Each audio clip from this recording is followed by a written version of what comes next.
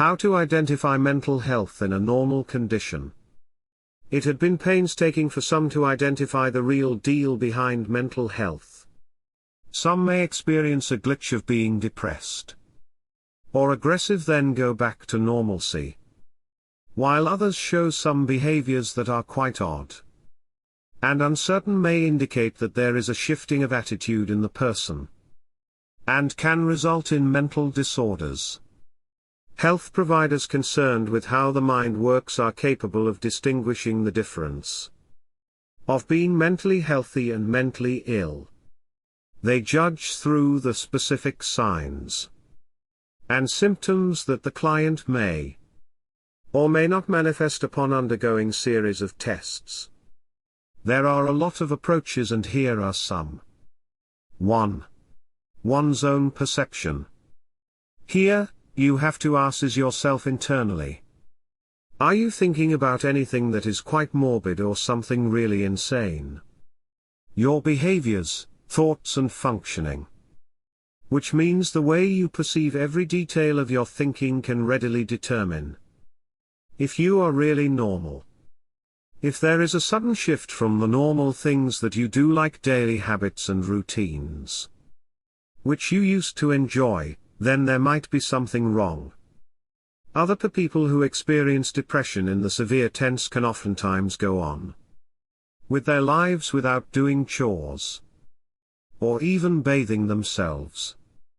Therefore, it is important to ask yourself, if you can no longer pinpoint what's wrong or is unable to do something about the condition, then you can consider yourself as mentally ill. 2. Other people's perception. It is still important to ask other people's opinion about yourself and the way you behave. You can lie about your own feelings and pretend that nothing is wrong, thus making it all subjective. This may not help in bringing out a very accurate assessment. People around you, those whom you know and trust, may be the best source for an objective opinion. You may see yourself to be perfectly typical while others may disagree. Schizophrenia is one very good example of this, wherein a person may admit seeing or hearing things where in fact nothing's there. 3.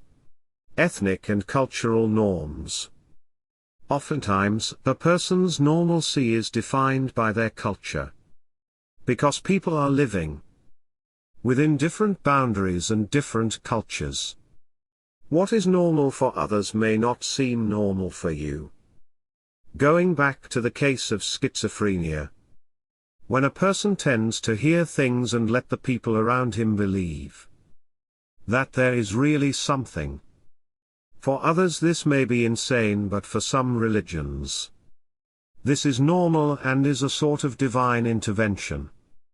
Culture within the family may also affect the way you see others big time. What you normally do within the four sides of your home may not be the same with others. 4. Based on statistical numeric. Within the range dash. That is what normal is usually stated as.